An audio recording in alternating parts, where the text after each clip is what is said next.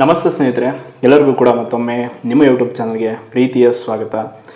ಯಾರು ನಿಮ್ಮ ಚಾನಲ್ಗೆ ಸಬ್ಸ್ಕ್ರೈಬ್ ಮಾಡಿಲ್ಲ, ದಯವಿಟ್ಟು ಸಬ್ಸ್ಕ್ರೈಬ್ ಮಾಡಿ. ನಿಮ್ಮ ಪ್ರೀತಿ ಪ್ರೋತ್ಸಾಹ ಸದಾ ಹೀಗೆ ಇರಲಿ ಅಂತ ಕೇಳ್ಕೊಳ್ತಾ, KS ಪರೀಕ್ಷೆಯ ಒಂದು ಕಾನೂನಾತ್ಮಕ ಹೋರಾಟದ ಬಗ್ಗೆ ನಿಮ್ಗೆ ಗೊತ್ತೇ ಇದೆ. KATಯಲ್ಲಿ ಏನು ಪ್ರಕರಣವನ್ನು ದಾಖಲಿಸಿದ್ರು, ಈ ಒಂದು KS ಮರುಪರೀಕ್ಷೆಯಲ್ಲಿ ಕನ್ನಡ ಮಾಧ್ಯಮದ ಅಭ್ಯರ್ಥಿಗಳಿಗಾಗಿರುವಂಥ ಏನು ಪ್ರಶ್ನೆ ಪತ್ರಿಕೆಯಿಂದ ಅನ್ಯಾಯ ಆಗಿದೆ, ಸೊ ಅದನ್ನು ಪ್ರಶ್ನಿಸಿ ಶ್ರೀಕೃಷ್ಣ ಮತ್ತು ಪವಿತ್ರ ಅವ್ರ ತಂಡ ಏನು ಅರ್ಜಿಯನ್ನು ಹಾಕಿ KATಯಲ್ಲಿ ವಿಚಾರಣೆ ಎಲ್ಲವೂ ಕೂಡ ನಡೀತು. ಅಂತಿಮವಾಗಿ ಕೇಸ್ನ ಫೈನಲ್ ಹಿಯರಿಂಗ್ ಕೂಡ ಆಯಿತು. ಆ್ಯಂಡ್ ಫೈನಲ್ ಹಿಯರಿಂಗ್ ಆದಮೇಲೆ ಆರ್ಡರ್ ಕೂಡ ಇನ್ನೆರಡು ದಿನದಲ್ಲಿ ಬರಬಹುದು ಅನ್ನೋ ನಿರೀಕ್ಷೆ ಇದೆ. ಕೇಸ್ ಕೂಡ ಡಿಸ್ಪೋಸ್ ಆಗಿದೆ. ಬಟ್ ಇಲ್ಲಿ ಒಂದು ವಿಷಯದ ಬಗ್ಗೆ ತುಂಬ ಜನರಿಗೆ ಒಂದು ಗೊಂದಲ, ಇನ್ನೇನು ಸಮಥಿಂಗ್ ಕೆಲವೊಂದಿಷ್ಟು ಪ್ರಶ್ನೆಗಳಿವೆ. ಅವೆಲ್ಲವನ್ನು ಕೂಡ ನಿಮಗೆ ಕ್ಲಾರಿಫೈ ಮಾಡಿಬಿಡ್ತೀನಿ. ಮೊದಲನೇದಾಗಿ ಇವರು ಶ್ರೀಕೃಷ್ಣ ಅವರು ಏನೀಗ ಅಕ್ಷರ ಅನ್ನೋ ತಂಡದ ಮೂಲಕ ಕಾರ್ಯನಿರ್ವಹಿಸ್ತಾ ಇದ್ದಾರೆ ಈ ಒಂದು ಕಾನೂನಾತ್ಮಕ ಹೋರಾಟದಲ್ಲಿ. ಆ್ಯಂಡ್ ಇಲ್ಲಿ ಅಖಿಲ ಕರ್ನಾಟಕ ವಿದ್ಯಾರ್ಥಿ ಸಂಘಟನೆ ಕೂಡ ಈ ಒಂದು ವಿಷಯದಲ್ಲಿ ಹೋರಾಟಗಳು ಇನ್ನಿತರ ಎಲ್ಲ ಕೆಲಸವನ್ನು ಮಾಡ್ಕೊಂಡು ಹೋಗ್ತಾ ಇದ್ದಾರೆ. ಖಂಡಿತವಾಗಿ ನಾವು ಇಲ್ಲಿ ಎಲ್ಲರನ್ನೂ ಕೂಡ ಅಪ್ರಿಷಿಯೇಟ್ ಮಾಡಬೇಕಾಗಿರೋದು ನಮ್ಮ ಕರ್ತವ್ಯ. ಆ್ಯಂಡ್ ಈವನ್ ಯಾರು ಏನೇ ಕೆಲಸ ಮಾಡಿದ್ರೂ ಅದು ಅಲ್ಟಿಮೇಟ್ಲಿ ವಿದ್ಯಾರ್ಥಿಗಳ ಕಲ್ಯಾಣಕ್ಕಾಗಿ ಅನ್ನೋದನ್ನು ನಾವು ಮರಿಬಾರ್ದು. ಬಿಕಾಸ್ ಇವತ್ತಿನ ದಿನಗಳಲ್ಲಿ ಹೆಂಗಾಗ್ಬಿಟ್ಟಿದೆ ಅಂತಂದರೆ, ನಮ್ಮದೇ ಒಂದು ವೈಯಕ್ತಿಕ ಕೆಲಸವನ್ನು ನಾವು ಮಾಡ್ಕೊಳ್ಬೇಕಂತಂದರೂ ಕೂಡ ಎಷ್ಟೋ ಮುಂದೂಡುವಂಥ ಪ್ರವೃತ್ತಿ ಗುಣ ನಮ್ಮಲ್ಲಿ ಇರುತ್ತೆ. ಅಂಥದ್ರಲ್ಲಿ ಯಾರ್ದೋ ಒಂದು ಸಮಾಜದ ಹಿತಾಸಕ್ತಿ, ಯಾರಿಗೋ ಒಂದು ಒಳ್ಳೆಯದಾಗುತ್ತೆ ಅಂತ ಮುಂದೆ ಬಂದು ಒಂದು ಕೆಲಸ ಮಾಡ್ತಾರಲ್ಲ, ಅಂಥವ್ರನ್ನ ಗೌರವಿಸಬೇಕು ಖಂಡಿತವಾಗಿಯೂ. ಇಲ್ಲಿ ನಿನ್ನೆ ಒಬ್ಬರು ಪ್ರಶ್ನೆ ಮಾಡಿದರು. ಆ ಪ್ರಶ್ನೆಗೆ ಅವರಿಗೆ ಸಮಂಜಸವಾದ ಉತ್ತರ ಗೊತ್ತಿದೆಯೋ ಇಲ್ಲೋ ಗೊತ್ತಿಲ್ಲ. ನೀವು ಯಾಕೆ KATಗೆ ಇಲ್ಲಿ ಕೇಸ್ ವಿಚಾರದಾಗಿ ಫೈಟ್ ಮಾಡಬೇಕಾಗಿತ್ತು, ಸುಮ್ಮನೆ ಟೈಮ್ ವೇಸ್ಟು, ಹಣ ವೇಸ್ಟು ಅಂತ. ಈ ಹಿಂದೆ ನಾವು ನಿಮ್ಗೆ ಗೊತ್ತಿರ್ಬೋದು ಅನಿಸುತ್ತೆ, ಈ ಬಾರಿಯ ಮರುಪರೀಕ್ಷೆಗಿಂತ ಈ ಹಿಂದೆ ಒಂದು ಪರೀಕ್ಷೆ ಆಯಿತು, KS ಪರೀಕ್ಷೆ. ಸೊ ಆ ಪರೀಕ್ಷೆ ಸಂದರ್ಭದಲ್ಲಿ ಅದನ್ನು ಮುಂದೂಡಿಕೆ ಮಾಡಿ, ಆ ಟೈಮಲ್ಲಿ ಎಕ್ಸಾಮ್ಸ್ ಎರಡೂ ಕೂಡ ಒಂದೇ ದಿನ ಇದ್ದಿದ್ದರಿಂದ ಅದನ್ನು ಮುಂದೂಡಿ ಆ್ಯಂಡ್ ಆ ವಿಷಯಕ್ಕೆ ನಾವು ಕೋರ್ಟ್ಗೆ ಹೋದಾಗ ಅವತ್ತು ಕೋರ್ಟ್ ಹೇಳಿದ್ದಂಥದ್ದೇನು, ನೀವು KATಗೆ ಅಪ್ರೋಚ್ ಮಾಡಿ, ಇದು ಅಡ್ಮಿನಿಸ್ಟ್ರೇಷನ್ ಮ್ಯಾಟ್ರು, ಟ್ರಿಬ್ಯುನಲ್ಗೆ ಹೋಗಿ ನೀವು ಆ ನಂತರ ಕೋರ್ಟಿಗೆ ಬನ್ನಿ ಅಂತ ಹೇಳಿದರು. ಸೊ ಅದೇ ರೀತಿ ಇಲ್ಲೂ ಕೂಡ ಆಗ್ತಾಯಿತ್ತು. ಈಗ ನಾವು ಡೈರೆಕ್ಟ್ ಹೈಕೋರ್ಟ್ಗೆ ಅಪ್ರೋಚ್ ಮಾಡಿದರೆ ಅವ್ರು ಅಗೇನ್ ನಮಗೆ KATಗೆ ಡೈರೆಕ್ಷನ್ ಕೊಡ್ತಾಯಿದ್ರು. ಸೊ ಅದಕ್ಕೆ ಇಲ್ಲಿ KATಯಲ್ಲಿ ಏನಾಗುತ್ತೆ ಅಂತ ನೋಡೋಣ. ಅಲ್ಟಿಮೇಟ್ಲಿ KATಯಲ್ಲಿ ತುಂಬ ಒಳ್ಳೆಯ ವಾದ ವಿವಾದವೇ ಆಯಿತು. ತುಂಬ ಒಳ್ಳೆಯ ಅಡ್ವೊಕೇಟ್ನೇ ವಿದ್ಯಾರ್ಥಿಗಳ ಪರವಾಗಿದ್ದರು, ಎಲ್ಲವೂ ಕೂಡ ಆಯಿತು. ಬಟ್ ಅಲ್ಟಿಮೇಟ್ಲಿ ಅದು ವಾಸ್ತವ ಸತ್ಯ ಗೊತ್ತಿದೆ, KAT ಯಾವತ್ತೂ ಕೂಡ KPSC ವಿರುದ್ಧವಾಗಿ ತೀರ್ಪನ್ನು ಕೊಡಲ್ಲ. ಬಿಕಾಸ್ ಅದು ಆ ರೀತಿಯಾದಂಥ ಒಂದು ಸಾಂಪ್ರದಾಯಿಕ ಪದ್ಧತಿ ನಡ್ಕೊಂಡು ಬಂದಿದೆ. ಆ ಕಾರಣಕ್ಕಾಗಿಯೇ ಹಾಗೆ ಅವರ ಪರಿಶ್ರಮವನ್ನು ಕೂಡ ನಾವು ಗೌರವಿಸಬೇಕು.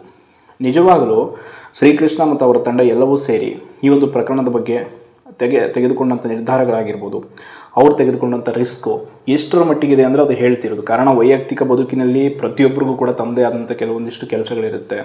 ಅದೆಲ್ಲವನ್ನು ಬದಿಗಿಟ್ಟು ಒಂದು ವಿದ್ಯಾರ್ಥಿ ಪರವಾಗಿ ಸಾಮಾಜಿಕ ಕೆಲಸಕ್ಕೆ ತೊಡಗಿಸ್ಕೊಳ್ಳೋದು ಖಂಡಿತವಾಗಿ ಕಷ್ಟ. ಕಾರಣ ಅವ್ರಿಗೂ ಕೂಡ ತಮ್ಮದೇ ಆದಂಥ ಕೆಲವೊಂದಿಷ್ಟು ಪ್ರಾಬ್ಲಮ್ಸ್ಗಳಿರ್ತವೆ. ಆ್ಯಂಡ್ ಅದೆಲ್ಲದಕ್ಕಿಂತ ಹೆಚ್ಚಾಗಿ ಅವರು ಕೂಡ ಒಬ್ಬ ಆಸ್ಪಿರೆಂಟ್ ಜೊತೆ ಅವ್ರದ್ದು ಪರೀಕ್ಷಾ ತಯಾರಿ ಎಲ್ಲವೂ ಕೂಡ ಇರುತ್ತೆ. ಅದೆಲ್ಲವನ್ನು ಬದಿಗಿಟ್ಟು ಅವರು ಕೂಡ ನಾವೇನೋ ಒಂದು ಮಾಡೋಣ ಅಂತ ಮುಂದೆ ಬಂದಿದ್ದರು. ಸೊ ಅದಕ್ಕೆ ಎಲ್ಲರೂ ಸಪೋರ್ಟ್ ಮಾಡಿದರು. ಆ ಒಂದು ಸಪೋರ್ಟಿಗೆ ತಕ್ಕಂಗೆ ಕೆಲಸ ಕೂಡ ಆಯಿತು.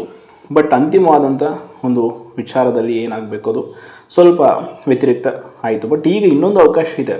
ಹಾಗಾದ ಮಾತ್ರಕ್ಕೆ ನಮಗೆ ನ್ಯಾಯ ಇಲ್ಲ, ನಾವು ಇಲ್ಲಿಗೆ ಮುಗೀತು, ಅವ್ರು ಮುಖ್ಯ ಪರೀಕ್ಷೆ ಮಾಡ್ಕೊಳ್ತಾರೆ, ಇದು ಯಾವುದೇ ಕಾರಣಕ್ಕೂ ಸಾಧ್ಯವಿಲ್ಲ. ಆ್ಯಂಡ್ KPSC ರಿಫಾರ್ಮ್ ಅನ್ನೋದೇನಿದೆಯಲ್ಲ, ಇದು ಇವತ್ತು ನಿನ್ನೆಯಿಂದ ಯಾರೋ ಬಂದು ಈಗ 4 ಜನ ನಾವು ಹೋರಾಟ ಮಾಡ್ತೀವಿ, ನೀವು ಹೋರಾಟ ಮಾಡಿ KPSC ಸುಧಾರಣೆ ಆಗುತ್ತೆ ಅನ್ನೋದಲ್ಲ. ಇದಕ್ಕೆ ಹಲವಾರು ವರ್ಷಗಳಿಂದ ಕೂಡ ಹಲವಾರು ಜನ ವಿದ್ಯಾರ್ಥಿ ನಾಯಕರು ಹೋರಾಟ ಮಾಡ್ಕೊಂಡು ಬಂದಿದ್ದಾರೆ. ಈ ಹಿಂದೆ ಹೋರಾಟ ಮಾಡಿದವರೆಲ್ಲ ಈಗ ಕೆಲವೊಂದಿಷ್ಟು ಪಕ್ಷಗಳಲ್ಲಿ ಹೋಗಿ ಸೇರಿಕೊಂಡಿದ್ದಾರೆ, ಅದು ಬೇರೆ ವಿಷಯ.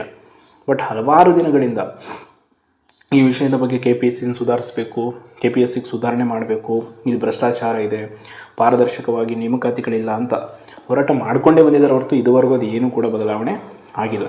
ಕಾರಣ ಬರುವ ಸರ್ಕಾರಗಳು ಕೊಡುವ ಆಶ್ವಾಸನೆ, ನೆಕ್ಸ್ಟ್ ಅವರು ವಿರೋಧ ಪಕ್ಷಕ್ಕೆ ಹೋದಾಗ ಅಥವಾ ಈಗಿರೋ ವಿರೋಧ ಪಕ್ಷದವ್ರು ಕೊಡೋ ಆಶ್ವಾಸನೆ, ಸರ್ಕಾರ ಆಡಳಿತಕ್ಕೆ ಅವ್ರದ್ದೇ ಬಂದಾಗ ಅವರು ಆ ಕೆಲಸ ಮಾಡಲ್ಲ. ಅಲ್ಟಿಮೇಟ್ಲಿ ಅವರೇ ಭ್ರಷ್ಟರನ್ನು ತಂದು ನೇಮಿಸಿಬಿಡ್ತಾರೆ ಅಲ್ಲಿ. ಅದೇ ಕಾರಣಕ್ಕೆ ಇಲ್ಲಿ ಆಗ್ತಾ ಇರೋದು. ಮೊದಲು ಎಲ್ಲದಕ್ಕಿಂತ ಮುಖ್ಯವಾಗಿ ಏನಾದರೂ KPSCಗೆ ಸುಧಾರಣೆ ಆಗಬೇಕಂದ್ರೆ ಕಂಪ್ಯೂಟರ್ ಬೇಸ್ಡ್ ಟೆಸ್ಟ್ ಆಗಬೇಕು. ಖಂಡಿತವಾಗಿ ಇದು ನಿಜವಾಗ್ಲೂ ಯಾಕಿಲ್ಲಿ SSC, ಬ್ಯಾಂಕಿಂಗು, ರೈಲ್ವೆ ಪರೀಕ್ಷೆಗಳಲ್ಲಿ ಪಾರದರ್ಶಕತೆ ಇದೆ ಅಂದರೆ ಅಲ್ಲಿ ಕಂಪ್ಯೂಟರ್ ಬೇಸ್ಡ್ ಟೆಸ್ಟ್ ಇದೆ. ಪ್ರಶ್ನೆ ಪತ್ರಿಕೆಯನ್ನು ಹೊರಗೆ ಬಿಡಲ್ಲ. ಇಲ್ಲಿ ಮುಖ್ಯವಾಗಿ ನೋಡ್ಬೋದು ನಾವು, ಯಾವುದೇ ಈಗ PDO ಪರೀಕ್ಷೆ, CTI, KS ಎಲ್ಲ ಕಡೆ ಆಗ್ತಾ ಇರೋದು ಬರೀ ಕ್ವಶನ್ ಪೇಪರ್ದೆ. CTIಯಲ್ಲೂ ಅಷ್ಟೇ ಕ್ವಶನ್ ಪೇಪರ್ನ ಸೀಲ್ ಹೊಡೆದು ಕೊಟ್ಟಿದ್ದು, PDO ಪರೀಕ್ಷೆಯಲ್ಲಿ ಪ್ರಶ್ನೆ ಪತ್ರಿಕೆ ಸೀಲ್ನ ಓಪನ್ ಮಾಡಿ ಕೊಟ್ಟಿದ್ದು, ಆ್ಯಂಡ್ KS ಪರೀಕ್ಷೆ ಹಿಂದಿನ ದಿನ ಕೂಡ ಪ್ರಶ್ನೆ ಪತ್ರಿಕೆ ಸೋರಿಕೆ ಆಗಿದೆ ಅನ್ನೋದು ಮಾಹಿತಿ. ನಾವು ಪ್ರಶ್ನೆ ಪತ್ರಿಕೆಯನ್ನು ಇಲ್ಲಿ ಫಿಸಿಕಲಾಗಿ ಇಡದೆ ಹೋದರೆ, ಅದನ್ನು ಆನ್ಲೈನ್ ಮೂಲಕ ಟೆಸ್ಟ್ ಮಾಡಿಬಿಟ್ರೆ ಯಾವುದೇ ಸಮಸ್ಯೆ ಅನ್ನೋದು ಬರಲ್ಲ. ಆಗ ಆಲ್ಮೋಸ್ಟ್ ಅರ್ಧ ಕರಪ್ಷನ್ ಅಲ್ಲೇ ಸ್ಟಾಪ್ ಆಗಿಬಿಡುತ್ತೆ. ಆ್ಯಂಡ್ ಮೊದಲು KPSCಯ ಸದಸ್ಯರನ್ನು ಆಯ್ಕೆ ಮಾಡುವ ವಿಚಾರ ಕೂಡ ತುಂಬ ಕ್ಲೀನಾಗಿರಬೇಕು. ಅದೆಲ್ಲದಕ್ಕಿಂತ ಮುಖ್ಯವಾದಂಥ ಒಂದು ವಿಷಯ ಅಂತಂದರೆ, ಯಾವುದೇ ಪರೀಕ್ಷೆ ಅಕ್ರಮ ಆದಾಗ ಕೂಡ ಅದಕ್ಕೊಂದು ಸೀರಿಯಸ್ ಆದಂಥ ಪನಿಷ್ಮೆಂಟ್ ಆಗಬೇಕು. ಈ ನ್ಯಾಯಾಧೀಶರು ಅಷ್ಟೇ, ಈಗ ಬರೀ ಹೈಕೋರ್ಟ್ನಲ್ಲಿ ಕೃಷ್ಣ ದೀಕ್ಷಿತ್ ಸಾಹೇಬರು ಅಷ್ಟೇ ಇದ್ರ ಬಗ್ಗೆ ಮಾತಾಡ್ತಾರೆ ಅಂತ ಅಂದ್ಕೊಳ್ಬೇಡಿ. ತುಂಬ ಜನ ನ್ಯಾಯಾಧೀಶರಿಗೂ ಕೂಡ ಗೊತ್ತಿದ್ದು ಏನಾಗ್ತಾ ಇದೆ KPSC ಅಂತಲ್ಲ, ಒಟ್ಟಾರೆ ನೇಮಕಾತಿಯ ಎಲ್ಲ ಒಂದು ಆಯೋಗಗಳ ಮೇಲೂ ಅವ್ರು ಕಣ್ಣಿಟ್ಟಿರ್ತಾರೆ. ದಿನನಿತ್ಯ ಅವರು ಕೂಡ ಪತ್ರಿಕೆ ಓದ್ತಾರೆ, TV ನೋಡ್ತಾರೆ, ಅದರೆಲ್ಲ ವಿಷಯಗಳನ್ನ ಸಂಗ್ರಹ ಮಾಡ್ತಾರೆ. ಅವ್ರಿಗೆ ಎಲ್ಲದಕ್ಕಿಂತ ಹೆಚ್ಚಾಗಿ ಅವರು ಸರ್ವಿಸ್ ಮ್ಯಾಟ್ರ್ಗಳನ್ನ ಸಾವಿರಾರು ನೋಡ್ಕೊಂಡು ಬಂದುಬಿಟ್ಟಿರ್ತಾರೆ. ಅವ್ರಿಗೆ ಇದರ ಅನುಭವ ಇರುತ್ತೆ. ಖಂಡಿತವಾಗಿ ಈಗ ಈ ವಿಷಯವನ್ನು ನಾವು ಹೈಕೋರ್ಟಿಗೆ ತೆಗೆದುಕೊಂಡ್ರೆ ನಮಗೆ ನ್ಯಾಯ ಸಿಗಬಹುದಾ ಅನ್ನೋದು 100% ಸಿಗುತ್ತೆ. ನಮ್ಮಲ್ಲಿ ಎಲ್ಲವೂ ಕೂಡ ಮೆರಿಟ್ಸ್ ಇದೆ. ಯಾವ ರೀತಿಯಾಗಿ ನಾವು ಆ ಒಂದು ಮೆರಿಟ್ಸ್ ಗ್ರೌಂಡ್ ಮೇಲೆ ಹೋದರೆ ಶೋರ್ ನಮಗೆ ನ್ಯಾಯ ಸಿಗುತ್ತೆ. ಬಟ್ ಸಿಗಬೇಕಂದ್ರೆ ಅಗೇನ್ ಮತ್ತೆ ಕಾನೂನಾತ್ಮಕ ಹೋರಾಟ, ಆ ಹೋರಾಟಕ್ಕೆ ಎಲ್ಲರನ್ನೂ ಒಂದುಗೂಡಿಸ್ಬೇಕು. ಅಷ್ಟು ಸುಲಭವಾದಂತಲ್ಲ. ಅದನ್ನೆಲ್ಲ ಮಾಡ್ತಾರೆ, ಅದಕ್ಕೆ ಮಾಡೋದಕ್ಕೊಬ್ಬರು ಮುಂದಾಳತ್ವ ವಹಿಸ್ಕೊಳ್ತಾರೆ ಅಂದಾಗ ನಾವೆಲ್ಲ ಅವರ ಬೆನ್ನೆಲುಬಾಗಿ ನಿಂತ್ಕೊಂಡು ಆ ವಿಷಯಕ್ಕೆ ಸಪೋರ್ಟ್ ಮಾಡಿದಾಗ ಖಂಡಿತವಾಗಿಯೂ ಗೆಲುವಾಗುತ್ತೆ. ಫಸ್ಟು ನಾವು ಏನೇ ಒಬ್ಬರು ನಮ್ಮ ಪರವಾಗಿ ನಿಲ್ತಿದ್ದಾರೆ ಅಂದರೆ ಅವ್ರನ್ನ 100% ನಂಬಿಕೆಯಿಂದ ನಾವು ಅವರ ಮೇಲೆ ವಿಶ್ವಾಸವಿಟ್ಟು ಅವರ ಜೊತೆ ಇರಬೇಕು. ಇಲ್ಲ ಅಂತಂದರೆ ಆ ವಿಷಯಕ್ಕೆ ತಲೆ ಹಾಕೋಕ್ಕೆ ಹೋಗಬಾರ್ದು. ಇದನ್ನು ನಾವು ಕಲಿಬೇಕು. ಅಲ್ಲಿವರೆಗೂ ನಮ್ಮಲ್ಲಿ ಸುಧಾರಣೆಗಳು ಆಗೋಕ್ಕೆ ಸಾಧ್ಯ ಇಲ್ಲ. ನಾವು ಯಾವುದೇ ಒಂದು ವಿದ್ಯಾರ್ಥಿ ಸಂಘಟನೆ, ಯಾರೊಬ್ಬ ವ್ಯಕ್ತಿ ನಮಗಾಗಿ ಒಂದು ಏನೋ ಹೋರಾಟ ಮಾಡ್ತಾ ಇದ್ದಾನಂದರೆ ಅದನ್ನು ಕಂಪ್ಲೀಟಾಗಿ ಬ್ಲೈಂಡಾಗಿ ನಂಬಿದ್ರೂ ಪರವಾಗಿಲ್ಲ, ನಂಬಬೇಕು. ಅದು ಎಲ್ಲಿವರೆಗೂ ಅದು ಏನಾಗುತ್ತೋ ಒಂದು ಲಾಸ್ಟಿಗೆ ಏನಾಗ್ಬೋದು, ಒಂದು ಒಳ್ಳೇದಾಗ್ಬೋದು, ಒಂದು ಕೆಟ್ಟದಾಗ್ಬೋದು. ಇನ್ ಕೇಸ್ ಅದರಿಂದ ನಮಗೊಂದು ಪಾಸಿಟಿವ್ ರಿಸಲ್ಟ್ ಬರ್ಬೋದು ಅಥವಾ ನೆಗೆಟಿವ್ ಬರ್ಬೋದು, ಒಟ್ಟಿನಲ್ಲಿ ಬರುತ್ತೆ. ಅಲ್ಲಿವರೆಗೂ ನಾವು ವೆಯ್ಟ್ ಮಾಡಬೇಕು.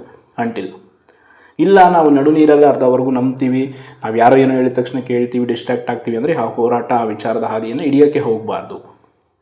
ಸೊ ಇದಕ್ಕೆ ಹೇಳ್ತಾ ಇರೋದು, ನಮ್ಮಲ್ಲಿ ಫಸ್ಟು ನಾವು ಒಗ್ಗಟ್ಟನ್ನು ಬೆಳೆಸ್ಕೊಂಡಾಗ ಮಾತ್ರ ಈ ಎಲ್ಲ ಸಮಸ್ಯೆಗಳಿಗೂ ಕೂಡ ಪರಿಹಾರ ಸಿಗುತ್ತೆ ಅಂತ ಹೇಳ್ತಾ ಧನ್ಯವಾದ.